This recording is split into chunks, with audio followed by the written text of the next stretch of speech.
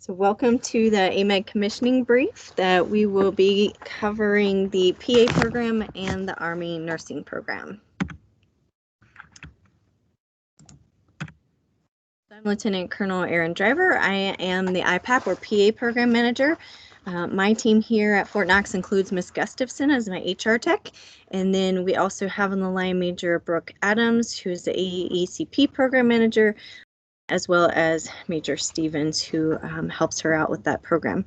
We are all at Fort Knox here, so just keep that in mind. Also, for the PA program applicants, I just want to let you know that I am the program manager for the active duty and the reserve. So if you're in the National Guard, you need to apply through your state representative. And on our website that we'll show a little bit later, I have an email link for you, as well as the National Guard announcement that goes along with our mail per message, but unfortunately I can't answer any National Guard application questions. Right, as I mentioned earlier, what we're going to talk about in this brief is the Inter-Service Physician Assistant Program, which is otherwise known as the PA program, and the AMEDD listed commissioning program, which is known as the nursing program. So no matter which one of these programs, or if you want to go to med school or dental school or vet school, whatever it is that you wish to do, we recommend that you start by researching the profession.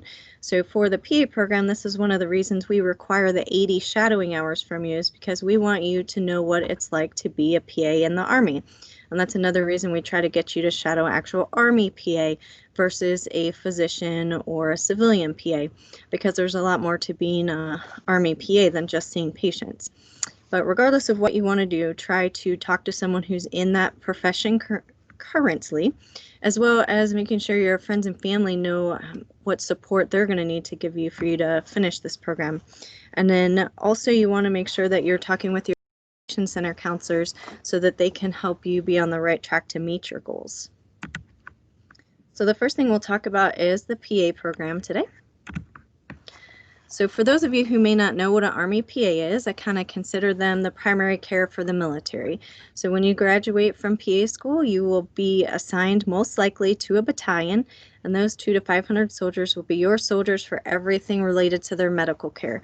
So you're going to be doing their sick call, you're going to refer them to specialists, you're going to be checking their lab results, making sure they can deploy. But in addition to seeing all those patients, you're also going to be the point of contact for your battalion commander in that unit. So anything medical related to his unit, he or she is going to come to you asking about. And also you're responsible for training your medics. So as I mentioned before, there's a lot more to being a PA in the Army than just seeing the patients. We call ourselves From the Line for the Line because it's those of you who are already in the military who apply to the PA program and then go back to those deployable units. I kind of covered this in the last slide about the duties of the Army PA, but really we have kind of a wide range of jobs, and you could find yourself doing any one of these things on this slide here. You could deploy with your unit and be helping an FST that you're assigned with, so wide range of jobs you can have. So this slide is kind of our money slide here. It has my phone number, email, as well as Ms. Gustafson's. Keep in mind that for now, and this is in November of 2020, we are still teleworking due to COVID-19. So email is the best way to contact us. And I'll also say here that for this briefing, this is for the FY21 boards only. So for the PA program, the board in June, this will be the only board that this information will be valid for. And our website is listed there in the middle of the slide, and if you have applied before and been on that website before, I would recommend you go again because I've recently updated a lot of stuff on there. You'll find our mail per message, you'll find a guide to completing your application as well as a checklist for your application.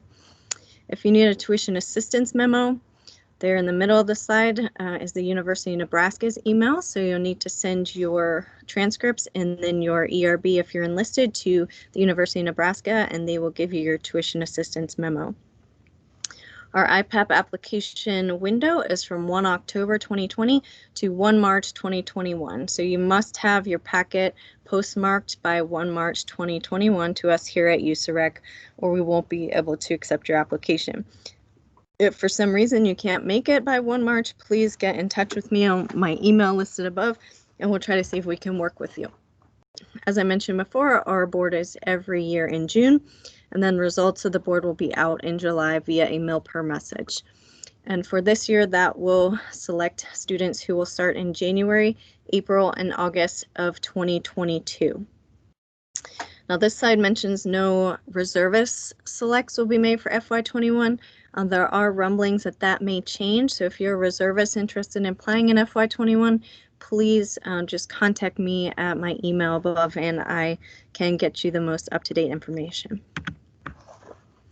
For anybody applying, there's no DA photo this year, so please make sure you don't submit that with your packet, as well as make sure that that is blocked out of your SRB.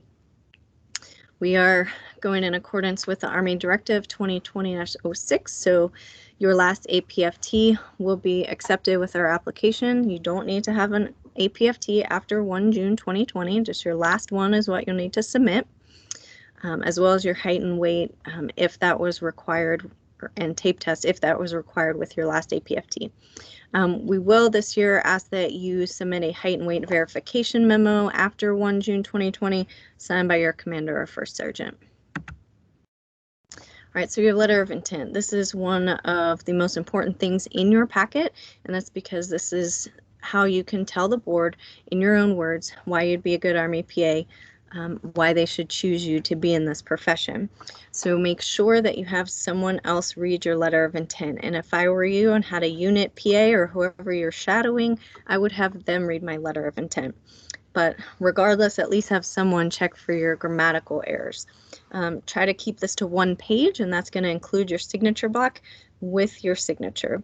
And really a memorandum for record format is all you need to do for this. As far as letters of recommendation go, you can have up to 5 letters of recommendation.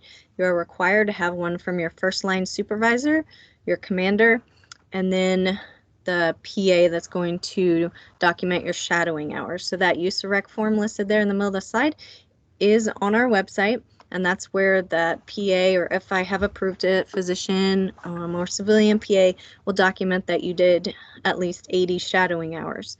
I will say if you do more than 80 shadowing hours, please have them document exactly how many hours you did on that form. Again, like I said, you can have up to 5, so there's 2 that you can choose to be from whoever you like. I recommend that you have 5 if at all possible. And if you know more than 1 PA who'd be willing to write you a letter of recommendation, I would recommend doing that to make your packet a little bit stronger. Again, these just need to be in a memorandum format. All right, so as far as application requirements, if you are enlisted, you do have to qualify for appointment so that you can be commissioned at the end of the program. And so we'll talk about some of the waivers that might be required in future slides, but you have to be medically and as far as conviction waivers and whatnot, qualified for appointment. We'll ask for your ORB, ERB, SRB these days. Please make sure that you have blocked out your DA photo, like I mentioned, any race and ethnicity. The last thing on that slide there mentions HRC's policy for time on station. So if you have not been in a duty station for at least 2 years, HRC may say that they do not allow you to apply to our program. And so this again is HRC's policy. If you have an issue with that, you need to talk to your branch manager, not us here at USAREC, because we really don't have any say in that matter. However, in order to apply to the PA program, you will have to have permission from your branch and your current command, and that will be in the form of a 4187. All right, we do a lot of waivers in the PA program. The first one is for time and service. So if you have less than 3 years for anyone, if you're an officer and you have over 8 years as an officer, if you're a reserve applicant and you have over 10 years or active duty enlisted over 15 years, you will require a waiver for that. And those are processed after we get your complete application here at USAREC.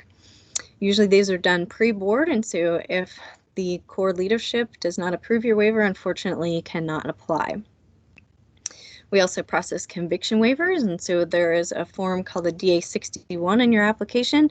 If you answer yes to block number 26, which asks if you've ever had any UCMJ or convictions, you will need to answer yes, even if it's something prior to being in the military, because keep in mind this is for commissioning, not just entry into the military.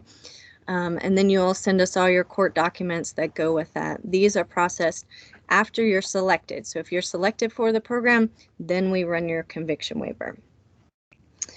But it is better to have answered yes and been truthful in the beginning than for us to find out later that you had a conviction and it looks like you were hiding something. We do also process a lot of medical waivers, and so that DODI 6130 there will give you everything that would need a waiver for commissioning. We'll talk about your physical in the next slide, but if you do need a medical waiver, I will be asking for all your ALTA encounters or HAMS encounters associated with that diagnosis. And what I recommend you would do is have the specialist that you're seeing for that condition write you a clearance memo. All right, so the commissioning physical is required from everyone who's applying to IPAP, and that's going to have to be dated after 1 June 2020.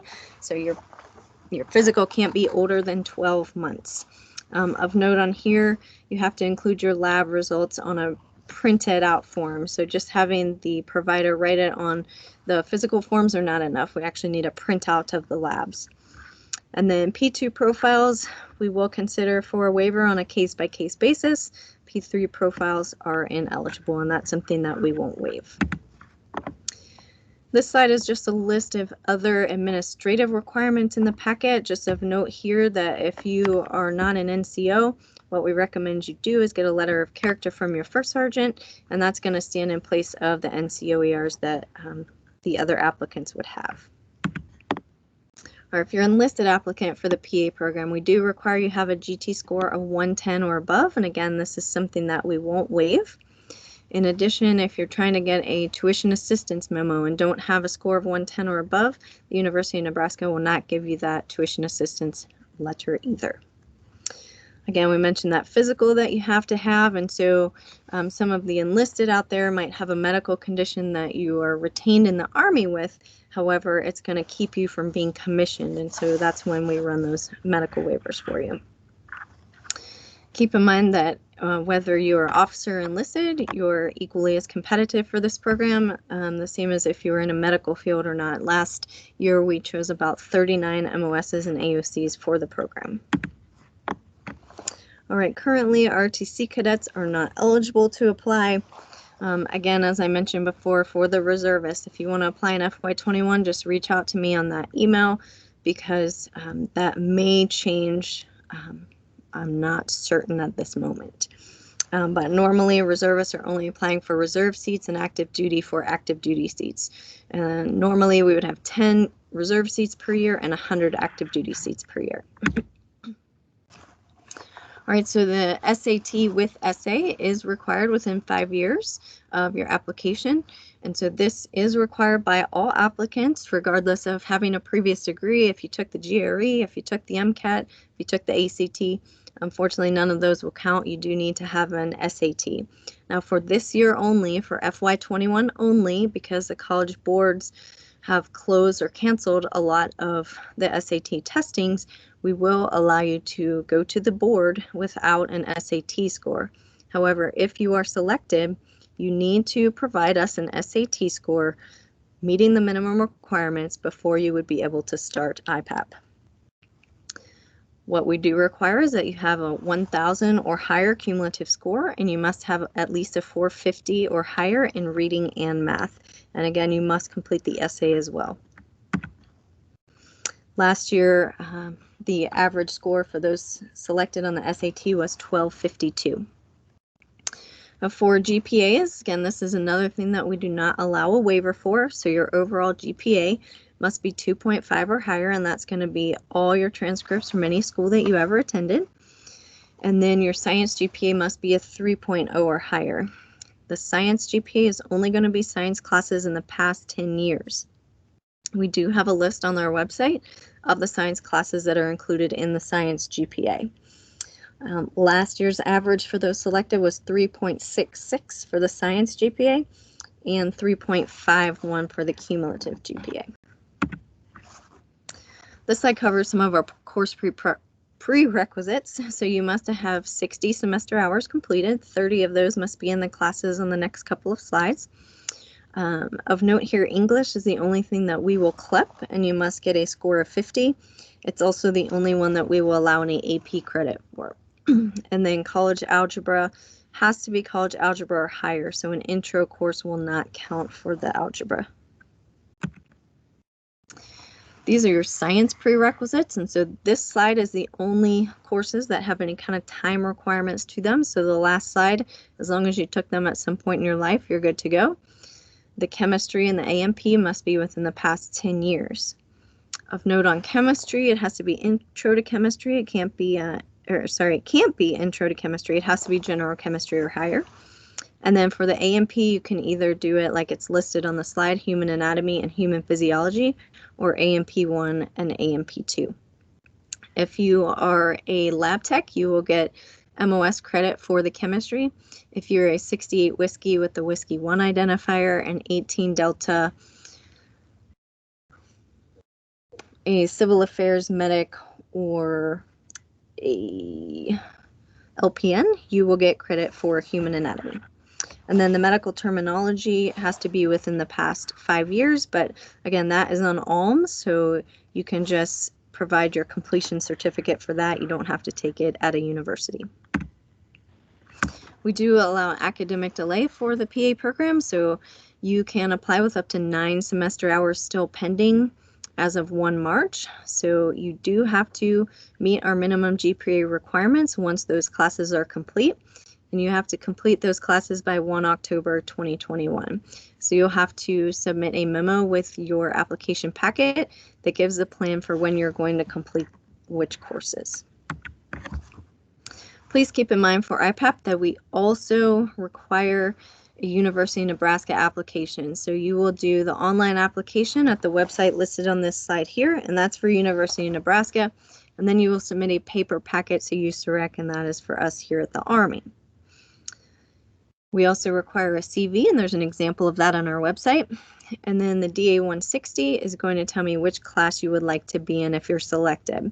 And now please keep in mind that's going to be which class you would like to be in, because out of the 100 seats in the past couple years, I've had 40 seats in January, 40 in April, and only 20 in August.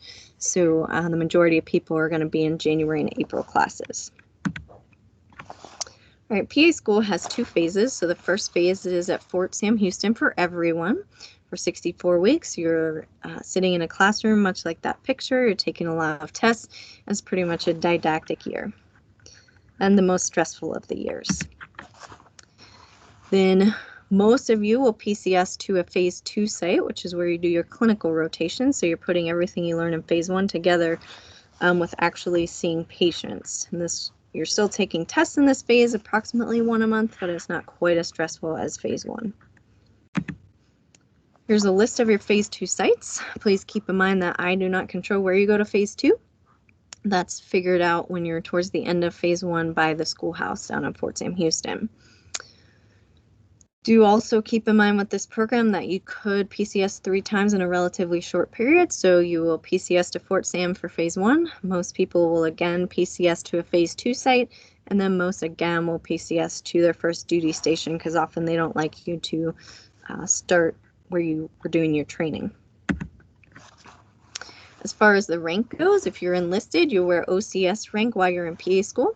If you're E5 and above, you will maintain that pay grade. If you're E4 below, you'll get paid as an E5. And you all will graduate as a first lieutenant with 2 years constructive credit towards captain. If you're an officer, it's a little bit different. So you will show up to PA school wearing your officer rank. You will keep that rank through PA school, get promoted if it is your due time. And then at the end of PA school, your rank will be recalculated in accordance with that DODI 6000.13. Essentially what that says is you'll get day for day credit while you're in PA school, and then half day credit for every day that you're another type of officer. We do have options for you after PA school if you want to continue your training. Usually this is after you finish your 54-month ADSO if you're on active duty. There's an aviation medicine training that's at Fort Rucker.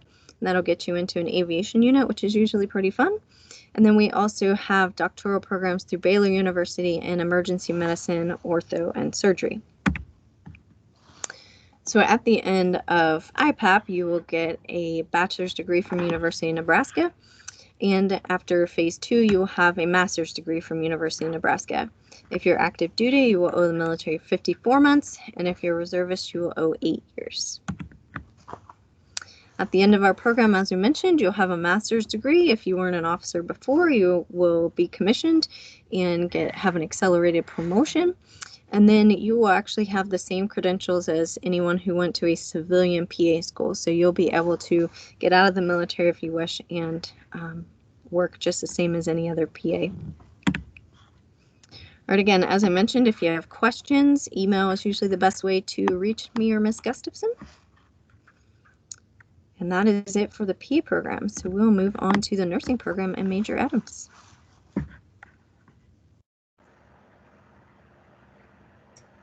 Good morning, good afternoon. My name is Mary. I'm the AECP program manager. I have along with us as well as Major Jason Stevens, who's the assistant program manager for our AMEDD enlisted commissioning program, otherwise known as the AECP program. Next slide, please.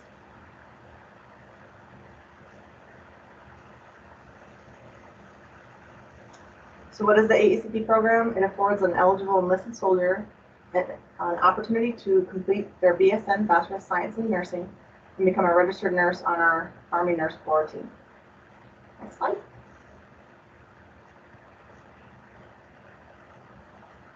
So you want to look at the MILPER messages from last year and this year. If you're applying this year, it'll be for the fiscal year 22, meaning you will not be eligible to start nursing school if selected until the calendar year January of 2022 through September 2022. Biggest change from last year's to this year's is you're going to have to find an AMEDD, an Army medical recruiter, to help build your packet, and that is the www.goarmy.com/AMEDD. You type in your zip code and your information, how you want to be contacted, and the AMEDD recruiter will reach out to you. So our deadline for the packet submission is 1 August, and the recruiters can help you build your packet. And our board date is this September 14 through 17 of 2021. And that's our AECP website. I do acknowledge that I need to do some updates on our webpage. Next slide. You're going to receive your same benefits you would going to school as you would just being in the Army. So you'll receive full pay and benefits. If you're eligible for promotion, you get promoted, you get the next rank. You will sign, if selected for the program, a 6-year re-enlistment contract. And once you graduate past your NCLEX, you will accrue a 4-year active duty service obligation, being an officer. GT score is not required for the AECP program. Next slide. Packets won't be accepted late. On a case-by-case basis, the exception to policy, but the recruiter would have to send that up, request for information, up to us here at the Health Service Directorate. You can still update your transcripts up to the deadline of the submission date. And next slide. So you're eligible for appointment as a commissioned officer in accordance with the regulations in the DoD. You can't be older than 39.5 years old to apply to the program, but you must complete the program, receive your RN, and have active duty orders by the time that you are on or before your 42nd birthday. Time in service in its active service, it can be in the Guard, in the Reserve, or active duty. At least 24 months, but I will request a waiver if you're close. So if you're going to have 24 months by the board date, I'll request a time in service waiver for you. If you have more than 168 months, I also will request an active service waiver for you as well. Next slide. Okay, so with your packet, you want to include all your 1059s, your NCOERs, awards, any certificates or licenses. Please don't submit any NCOER drafts. They will not be accepted. In lieu of not having an NCOER, you can have your leadership type up an MFR to describe how you were throughout the year. If you're not an NCO, you can also have your leadership do the same. Your first sergeant or commander type you up an MFR about your character. You want to include your soldier records brief. DA photos not required. And then we're following the accordance with the physical fitness test from the Army directive. But we ask that it's certified by the commander or first sergeant. You'll have your resume or your CV, and any licenses will need a prime source verification that the recruiter will do. Next slide. So your letter of intent motivation. This is not to exceed 1 page. This is very powerful, and it's you speaking to the board members and why you should be chosen over anyone else. So make sure you have multiple people look this over. It has to be typed, following Army format. And you want to brief, like why you want to be a nurse, why you want to be accepted in the program. And then you want to address 2 to 3 Army values within that as well. Next slide. Letters of recommendation, so not to exceed 1 page as well. Required are from your commander, your first line supervisor, and either the CNO or DCN. The CNO stands for Chief Nursing Officer, and DCN is the Deputy Chief Nursing Officer of an MTF, military treatment facility, or a CASH. This is required for any applicant regardless of MOS or component.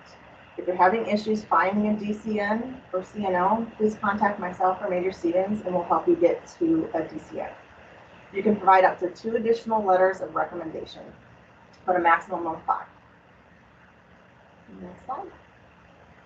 Your grade point average. We need to be 3.0 or higher. The calculation is done by using each institution's GPA and factored it all together. If it falls below 3.0, I'll generate a waiver, but your science GPA has to be 3.5 or higher within the last year, within the last 5 years.